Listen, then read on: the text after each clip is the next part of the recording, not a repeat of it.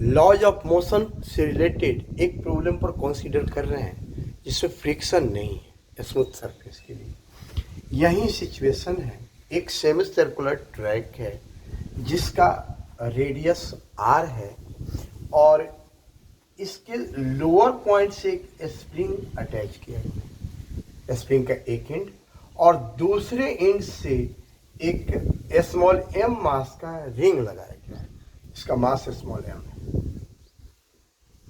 यह ट्रैक जो है स्मूथ है और ये वर्टिकल प्लेन में है। ये सेमी सर्कुलर ट्रैक जो स्मूथ है वर्टिकल प्लेन में है और स्प्रिंग को यहाँ पर स्प्रिंग के साथ एक दो रिंग लगाया गया है जिसका मास m है और स्प्रिंग के एक एंड को लोअर पॉइंट से यहाँ फिक्स कर दिया गया। स्प्रिंग का नेचुरल लेंथ दिया गया है 3r/4 और स्प्रिंग कांस्टेंट दिया गया है mg/r और इस रिंग का मास m है। बस यही इंफॉर्मेशन है। अब यही देखना है हम लोग को। लंबा क्वेश्चन लैंग्वेज में है, क्वेश्चन के लिए आप लोग देख सकते हैं क्वेश्चन। और ये बस इसमें यही चीज़ें हैं जो हमने बताया। देखना ये है कि जब इसको रिलीज किया जा रहा है उस समय ये 60 डिग्री एंगल बना रहा है स्प्रिंग, मतलब स्प्रिंग को ऐसे रखा गया है कि स्प्रिंग वर्टिकल के साथ ये 60 डिग्री एंगल उस समय बना रहा है, उसी समय रिलीज किया जा रहा है। तो रिलीज करते समय ये हमको पता करना है कि इसका टेंजेंशियल एक्सेलरेशन क्या होगा और नॉर्मल रिएक्शन कितना होगा, दो चीज़ें बतानी है। तो इसके लिए हम लोग बड़ा सा फिगर हम बना रहे हैं पूरी को मिटा के।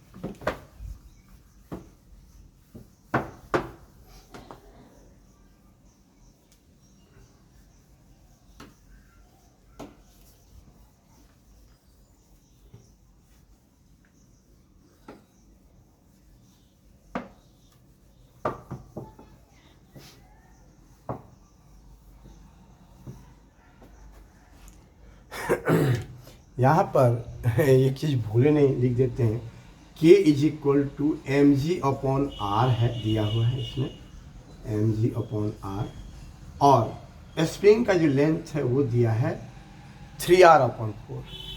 k = mg/r और स्प्रिंग का जो लेंथ है वो है 3r/4। ये नीचे नहीं आ रहा है, नीचे से ये नहीं आ रहा है। अच्छा, यहाँ पर लिख देते हैं, साइड में आ जाएगा। k = mg/r है और स्प्रिंग का जो लेंथ है L = 3r/4। ठीक है, अब अप्रोच कर रहे हैं हम ऐसे प्रॉब्लम पर।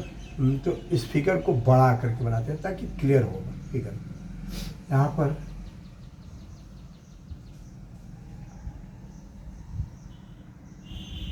ये एक वर्टिकल प्लेन में सेमी सर्कुलर ट्रैक हो गया। ये स्प्रिंग जो है वो यहाँ पर अटैच है कहीं जाके या एक रिंग के साथ, और ये जो है सेंटर से ये पास नहीं हो रहा है, मतलब नीचे है थोड़ा सा, और इस सेंटर से ये हॉरिजॉन्टल लाइन है। ये O है, रेडियस R है, इसका रेडियस R है, ये एंगल 60 डिग्री है। अब यहाँ पर ध्यान रखना है, यहाँ पर जो रिंग है इसका मास m है। तो क्लियर है कि हम यदि इससे इसको ज्वाइन करा दें तो यह R है तो यह भी R होगा कि नहीं, रेडियस होगा। यह एंगल 60 डिग्री तो यह एंगल भी 60 डिग्री, क्योंकि दोनों इक्वल साइड्स हैं तो सामने वाले एंगल्स भी इक्वल होंगे, अपोजिट एंगल्स भी इक्वल होंगे। तो 60-60 तो दोनों 60-60, तो ये भी रिमेनिंग 60 ही होना हो जाएगा, ये भी तो 60 डिग्री हो जाएगा। इक्विलेटरल ट्रायंगल हो गया। तो इक्विलेटरल हो गया तो क्लियर है कि इसका ये जो रेडियस के इक्वल स्प्रिंग का उस समय लेंथ होगा, यानी स्प्रिंग एलोंगेटेड होगा, क्योंकि स्प्रिंग का नेचुरल लेंथ है 3r/4 नेचुरल लेंथ, और यहाँ पर r दिख रहा है स्प्रिंग का लेंथ, तो स्प्रिंग एलोंगेटेड है। एलोंगेशन कितना है यहाँ पर दिख रहा है, r-3r/4, यानी r/4 एलोंगेशन दिख रहा है यहाँ पर। तो अब हम फ्री बॉडी डायग्राम बना लेंगे, हो जाएगा। टेंजेंशियल एक्सेलरेशन देखना है तो टेंजेंट के अलोंग देखेंगे, जो नॉर्मल रिएक्शन के परपेंडिकुलर होगा यहाँ पर, ऐसे ही एक्सेलरेशन देखना है हम लोगों को।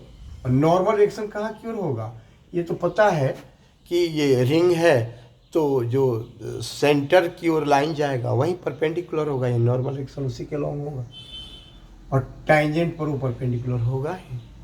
तो यहाँ पर ये टेंजेंशियल एक्सेलरेशन इसी डायरेक्शन में होगा, यही हमको पता करना है, ये टेंजेंट। अब हम यहाँ पर अलग एक फ्री बॉडी डायग्राम के लिए फिगर बनाते हैं जिसमें शो कर देते हैं। उसके पहले अच्छा यहीं पर फ्री बॉडी डायग्राम में ही हो जाएगा। यहाँ पर देखिए, एक इसका अपना वेट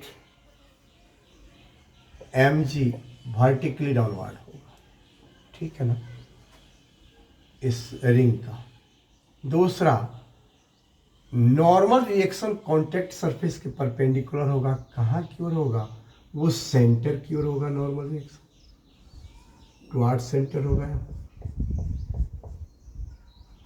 और नॉर्मल रिएक्शन जो होगा वो टेंजेंट पर परपेंडिकुलर होगा। तो ये टेंजेंट के लिए ये डायरेक्शन दिखा देता है, ये टेंजेंट है, ये टेंजेंट इसी की डायरेक्शन है। तो टेंजेंट के परपेंडिकुलर नॉर्मल रिएक्शन होगा, यहाँ यही टेंजेंट का डायरेक्शन है।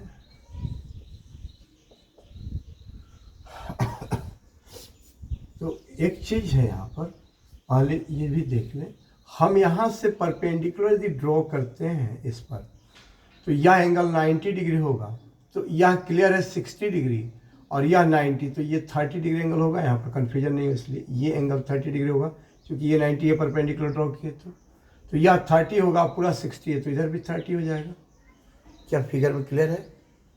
यह स्प्रिंग जो है यहाँ पर 60 डिग्री एंगल बना रहा है, अब परपेंडिकुलर ड्रॉ किए तो यहाँ 90 होगा, तो यह एंगल 30 होगा ना, 90 + 60 150, तो रिमेनिंग 30, और यह 30 होगा, तो पूरा एंगल अभी हम देखे थे ना 60 डिग्री था, तो ये 30 होगा, तो ये भी 30 होगा।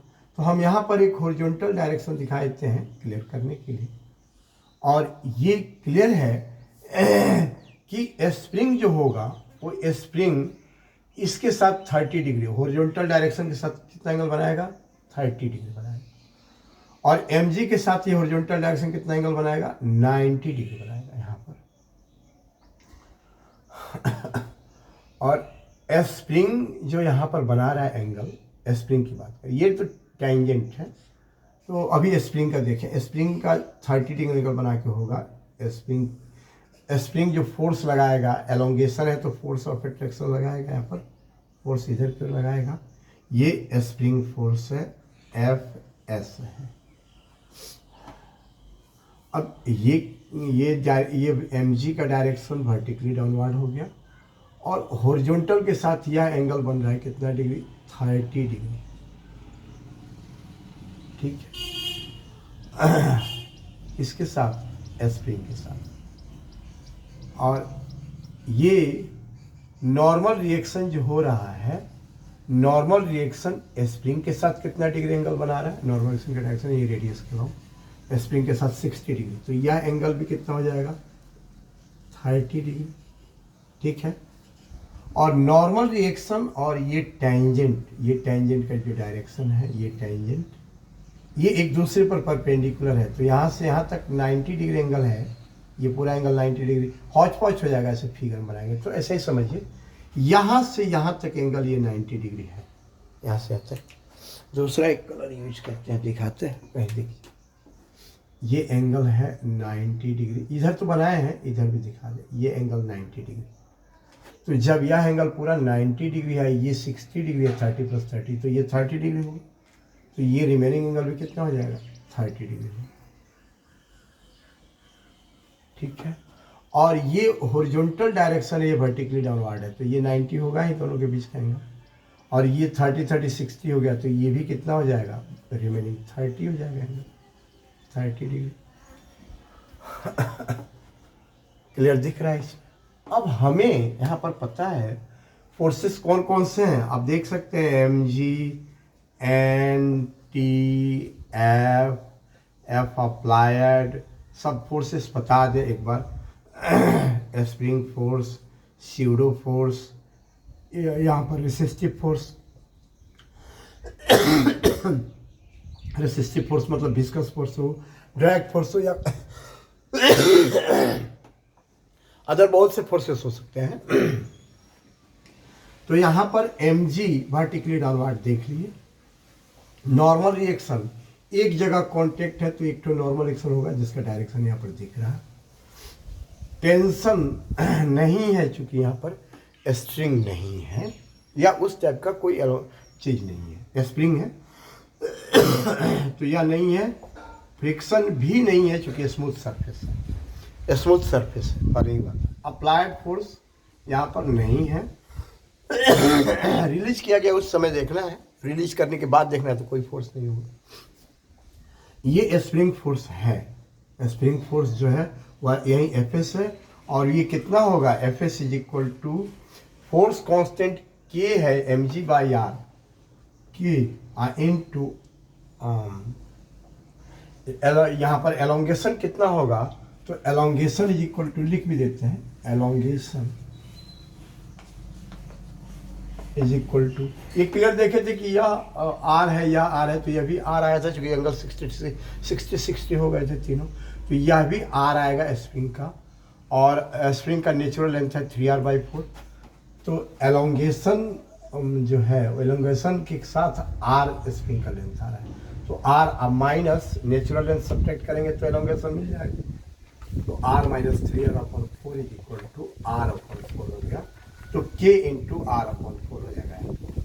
और k की जगह पर वैल्यू पुट कर देंगे वो, k is equal to mg by R, mg by R into r/4 होगा, r से r कैंसिल हो गया तो mg/4 आ गया। यहाँ पर mg/4 आ गया।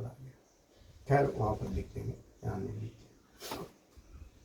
स्प्रिंग फोर्स आ गया mg/4 इस सिचुएशन। बाकी कोई फोर्स है ही नहीं तो इसको मिटा देते हैं। तीन ही फोर्सेस है, mg, n और spring force fs। Spring force fs is equal to k/r। अब यहाँ पर हम लोग चलेंगे, फ्री बॉडी डायग्राम तो क्लियर है। एक बार टेंजेंशियल एक्सेलरेशन देख लेते हैं। टेंजेंशियल एक्सेलरेशन इधर ही होगा, टेंजेंट के अलाउंग at का डायरेक्शन इधर होगा, टेंजेंशियल एक्सेलरेशन at। तो यहाँ पर चलेंगे, ये किसके लिए है, रिंग के लिए, रिंग के लिए। For ring F is equal to ma along acceleration, along tangential acceleration at। इसमें mg का कंपोनेंट दिख रहा है 30 डिग्री एंगल पर दिख रहा है। नॉर्मल रिएक्शन का कंपोनेंट 0 होगा, 90 डिग्री एंगल हो रहा है। और स्प्रिंग फोर्स का कंपोनेंट ये भी एंगल 30 डिग्री पर दिख रहा है। तो यहाँ पर स्प्रिंग फोर्स कितना है, mg/4। तो mg/4 cos 30 डिग्री 80 के लॉन्ग, और mg का भी प्लस mg cos 30 डिग्री, ये भी 30 degree angle is equal to mass into tangential acceleration at। तो यहाँ पर cos 30 डिग्री √3/2 कॉमन ले लेंगे, mg भी कॉमन ले लेंगे। यहाँ पर m तो खत्म हो जाएगा खैर, तो यहाँ पर g कॉमन हो जाएगा और √3/2 भी कॉमन होगा। तो हम लिख देते हैं √3/2g कॉमन ले लिए। तो यहाँ पर क्या बचेगा 1/4 और प्लस यहाँ पर क्या बचेगा 1। तो 5/4, तो ये वैल्यू हो जाएगा इज इक्वल टू 80 हो गया, 80। तो hence m80 is equal to हो जाएगा 5/4 और 4 × 2 8 हो जाएगा। तो 5√3/8, 5√3/8g। यही टेंजेंशियल एक्सेलरेशन मिल गया हमें। क्लियर है, शायद क्लियर है। कोई कन्फ्यूजन हो तो कमेंट कीजिए। अब हम लोग देखेंगे नॉर्मल रिएक्शन। तो एक टेंजेंशियल एक्सेलरेशन के लॉन्ग कंपोनेंट ले लेते हैं, दूसरा नॉर्मल एक्शन के लॉन्ग ले सकते हैं, परपेंडिकुलर डायरेक्शन। हालांकि दोनों को आपस में सॉल्व नहीं करना हो तो किसी भी डायरेक्शंस में कंपोनेंट ले सकते हैं, म्यूचुअली परपेंडिकुलर से कोई लेना देना नहीं। दो मतलब किसी वेक्टर इक्वेशन का टू म्यूचुअली परपेंडिकुलर डायरेक्शन में ही कंपोनेंट्स होता है, कब? जब दोनों को आपस में सॉल्व करना होता है तब। अदरवाइज यदि किसी एक इक्वेशन का पार्टिकुलर उसी से यूज है, दूसरे इक्वेशन का उसमें कोई रोल नहीं है, यूज नहीं करना है, तो कहीं भी ले सकते हैं, कोई दिक्कत नहीं। ठीक है, तो अभी तो दूसरा नॉर्मल एक्शन पूछा ही है, उसी के अलोंग कंपोनेंट फाइंड करनी, तो ले लेते हैं अलोंग नॉर्मल रिएक्शन।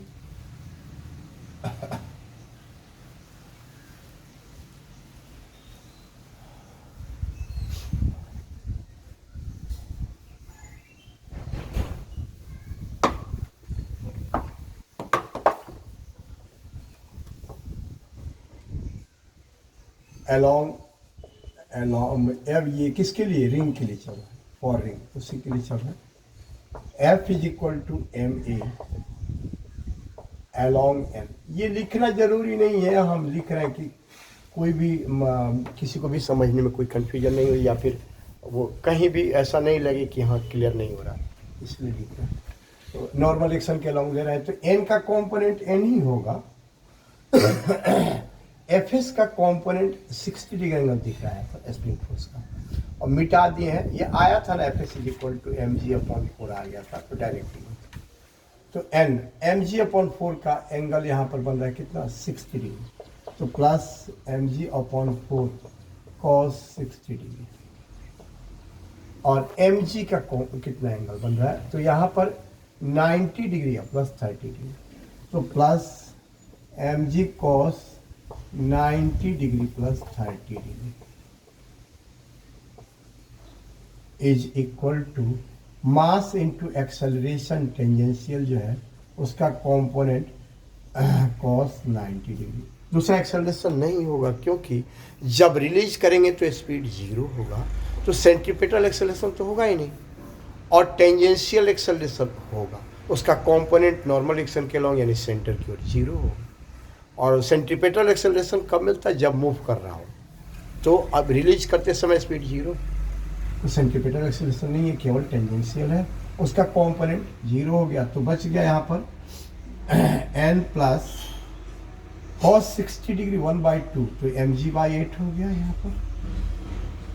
और ये cos 90 plus theta minus sine theta होता है, तो माइनस साइन 30 डिग्री, तो यहाँ पर माइनस साइन 30 डिग्री 1/2, तो minus mg upon 2 is equal to 0। तो n इज इक्वल टू कितना हो जाएगा यहाँ पर? Hence n is equal to हो जाएगा mg upon 2 minus mg upon 8 is equal to, clear दिख रहा है, 4mg अब माइनस mg बाई 8, यानी 3mg/8 यहाँ पर दिख रहा है। कैलकुलेशन सिंपल है, यही नॉर्मल रिएक्शन आ गया। यही दोनों में पूछा हुआ था, नॉर्मल रिएक्शन कितना होगा और टेंजेंशियल एक्सेलरेशन कितना होगा। क्लियर है? फिर नेक्स्ट वीडियो में हम फिर मिलेंगे, और कोई भी कन्फ्यूजन हो तो डिस्क्रिप्शन में हम नंबर डाले हैं अपना, व्हाट्सएप पर, या फिर मैसेज, व्हाट्सएप से मैसेज हो सकता है, या कॉल भी करके बात कर सकते हैं, और क्वेश्चन है तो भेज सकते हैं, कमेंट बॉक्स में भी डाल सकते हैं। हम ज़रूर कमेंट के हिसाब से हम आगे कोई भी चीज़ समझाना होगा समझाएंगे, या कोई टॉपिक बताना होगा, कोई थ्योरी बताना होगा, कोई प्रॉब्लम बताना होगा, जेई नीट या किसी पर्पज़ से, तो बताएंगे। ठीक है, थैंक यू।